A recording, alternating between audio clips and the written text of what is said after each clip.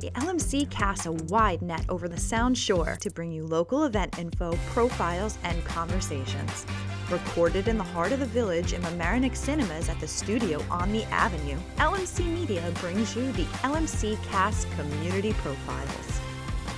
Hi guys, welcome to the LMC Cast Community Profiles. I'm Emily. I'm an MHS intern working at LMC Media, and today we have Lucy with Yay! us. Lucy is an influencer, and she originally is from the Rauschnabel area. Yep.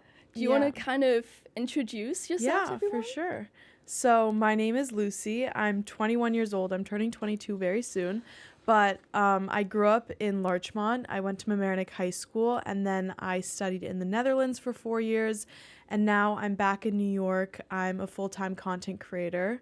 So yeah, that's a little bit about me. Do you want to kind of, so obviously you grew up here, so do you kind of want to tell us a bit about your experience growing up in Larchmont and like what you were kind of into doing, For sure. cetera? Yeah, so I grew up in Larchmont with 2 older brothers, and we spent a lot of time outside. We had block parties all the time. We were really close with my neighbors, so we were just always exploring outside. And then I obviously grew up with 2 German parents, and so I was really close with them as well. And we, would spend our Fridays getting Sal's Pizza, going to Redbox at Stop and Shop, getting movies. And I was always into sports, so I played soccer. I rode, I swam, I did everything kind of, but it was like a very active outdoor childhood, I would have to say. Do you feel like having German parents in like such like an American setting, do you think that impacted kind of your childhood? Yeah, for sure. I mean, when I was younger, I vividly remember almost being a little bit embarrassed with having foreign parents because they would make me wear like a square backpack to school, and all of my other like American friends would, be wearing that like JanSport round backpack. And so I just always felt a little different. And when you're that young, you just want to fit in. And so that was making me sort of stand out. And they would pack me like, I don't know, healthier lunches in the sense of like meat and cheese and tomatoes on a sandwich. And it would just, and while all my other friends were having like PB&Js and like marshmallow on their sandwich or whatever. And I always wanted that. And then I would also get a little bit embarrassed about my lunch but overall, like looking back at it, I'm really proud of my parents for raising me in that way. And I think it really shaped my identity because it allowed me to, I grew up speaking both languages. I spoke German and English in the house. I always had au pairs from Germany, and so they also spoke German with me. I went to Germany every single summer while all of my other American friends were going to like 7-week sleepaway camps. My parents sent me to Germany for 3 months to be with my grandparents, and I think that's where I really doubled down on the language. And it was just, I always grew up with these like 2 cultures around me, and it was a little bit conflicting, but looking back on it now, I'm so blessed to have that.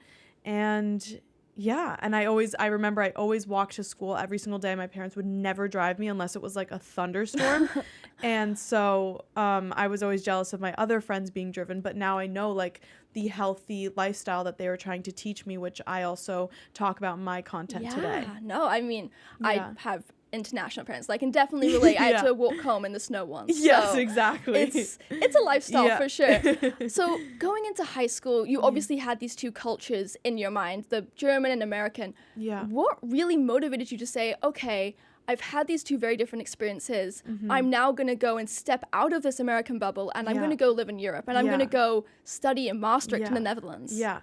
So it wasn't like a gradual thing. It kind of came out of nowhere because basically I rowed very competitively all throughout high school because I was almost certain that I was going to get into a university in the US for rowing, get recruited for rowing. That's what they call it here.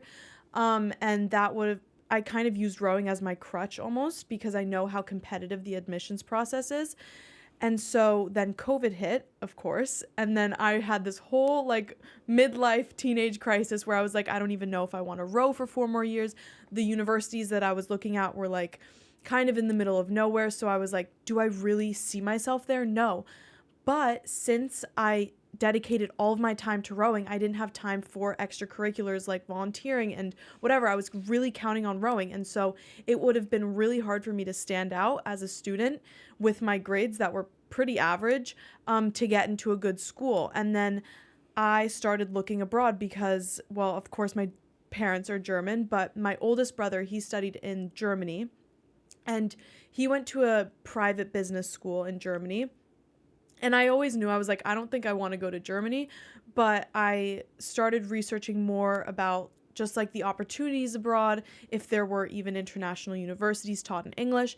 And then I found a bunch. And then my parents and I sort of took a little tour in Europe and like looked at a lot of schools in Amsterdam and Paris. And we found this one school in Maastricht that just was right up my alley because it was all taught in English. The tuition was very reasonable. I have German citizenship, so we paid, I think it was like $3,500 a year for tuition, which is just like No, compared to the U.S. American, to the American tuition, it's crazy. But I think even as a non-European citizen, it would be somewhere like 11 grand. Yeah. And that's also more expensive for the European colleges. Like I think there is cheaper, but so it was like a super international program. I knew that it was taught in English and I was like, this would be perfect. And then I just kind of applied, and the admissions process was so much more straightforward than in the US. So I was like, they accepted me, and they didn't look back. No, it's a very different process. Yeah. It's very, very straightforward. Yeah, for sure. So you're moving to Maastricht, you had all these new experiences, and you decided to get on social media and start recording your like whole life. Yeah. What kind of inspired you to start that?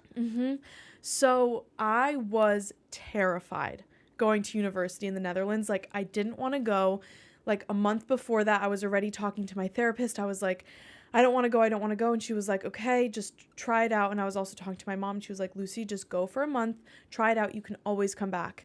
But like when I tell you I was terrified, I was like, you couldn't even imagine. I was so scared. I was crying. I didn't want to leave my friends. I didn't want to leave my boyfriend, my family.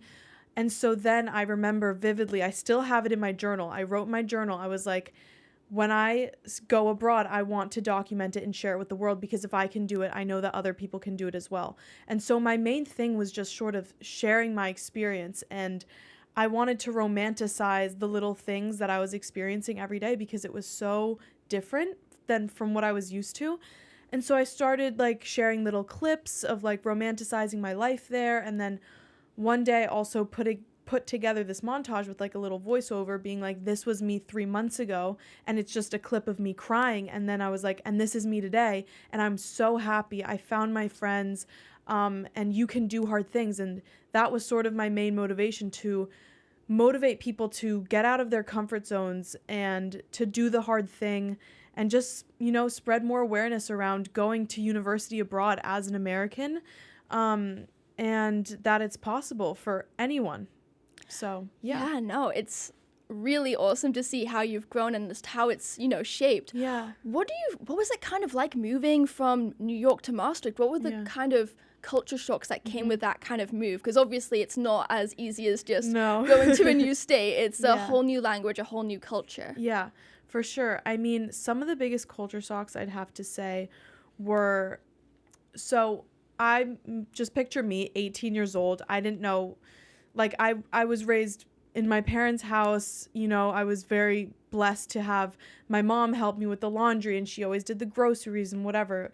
And then going to the Netherlands and having to do that all myself, like the university didn't provide you with student housing, so I had to find my own apartment. They didn't, just the like hands-off attitude that the university had, that I was so used to, that in the US, you know, in high school you had the guidance counselors, you had everyone helping you, you had all these different services to help you. And then at university in the Netherlands, they were kind of just hands off, figure it out yourself. If you needed help with something, you know, like I didn't have a dorm room. And so just kind of being treated as an adult right when you were 18 was one of the biggest differences I'd have to say from the US. And then also just the prices, like the prices were a lot cheaper than in the US, so I could really afford to do my own groceries. I could afford the rent. It was a lot more, you know, I don't know, reasonable almost. And then I guess also the Dutch people are a bit more straightforward. They don't sugarcoat anything. So if you're in the US and you go into a store, immediately the person working there will be like, oh my God, thank you so much for coming in. Like, I love your dress. I love this. Like, how can I help you? How are you? Whatever. And then in the Netherlands, they're kind of just like, they don't do that. They kind of just like, I don't know, they get to the point. If something is bothering them, they will tell you. Yeah. And it can sort of feel a bit more cold, but at the end of the day, you know that they're not talking behind your back. They're not being fake. Yes. They're kind of just like being very real with you and getting straight to the point. There's no sugarcoating. Yeah, there were a lot of different culture shocks. Like, I guess the recycling system, like even just like the garbage system, you have to pay €1 for a garbage, one trash bag. It was €1, and it's because they want to incentivize people to recycle and not put all of their boxes in that trash bag. They want you to like save as much space as possible, so they make that more expensive, and they fine you like €250 if you don't recycle. So it's like, gosh, yeah, wow.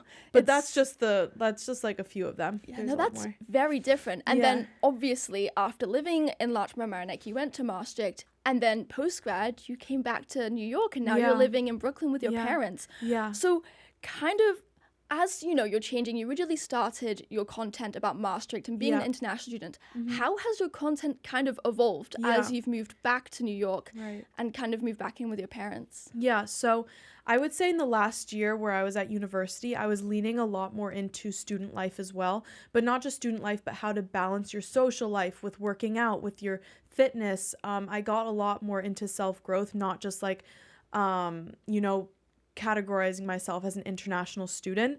I kind of wanted to raise awareness on, I don't know, it's hard living by yourself for the first time, and how to take care of yourself and how to balance everything with life. And through that, I also found that I was inspiring a lot of people to make a positive change in their life. And so from that, I'm kind of just bringing that along with me, and I want to continue making a positive impact on people. And I don't know, I just want to make a safe space on the internet, because social media can be super toxic, but I do think that there can be a lot of good in social media, and just like accepting the fact that everyone is consuming social media. So I might as well make a little happy, positive space on there. And just continuing to bring people along on my journey.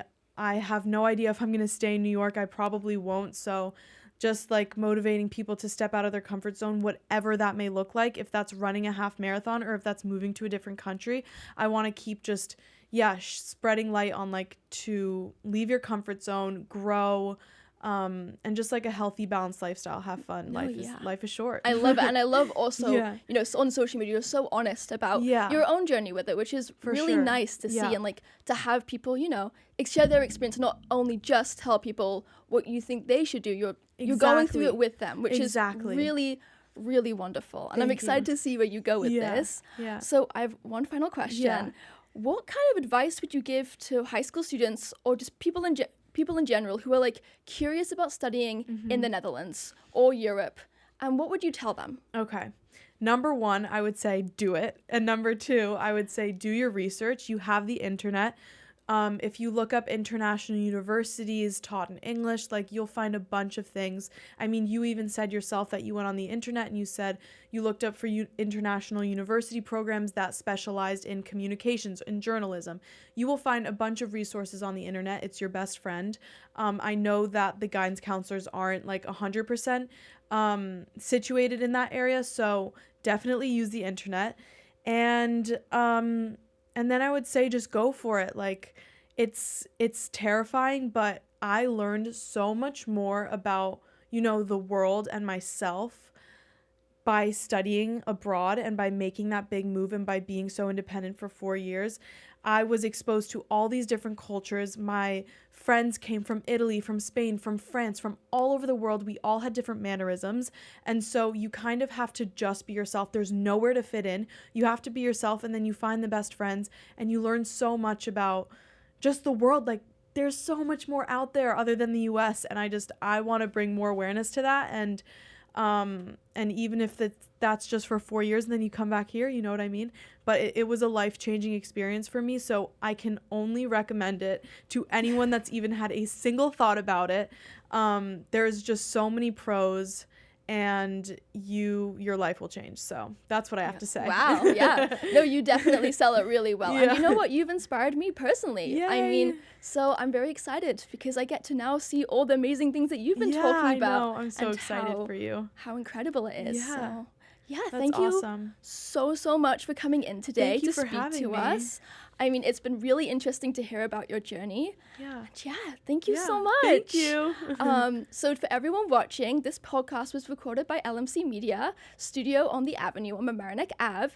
If you're curious about maybe starting your own podcast or having a talk show, you can book your studio time on our website, lmcmedia.org. And or if you're just passionate about supporting these projects, you can consider making a donation to this nonprofit media center.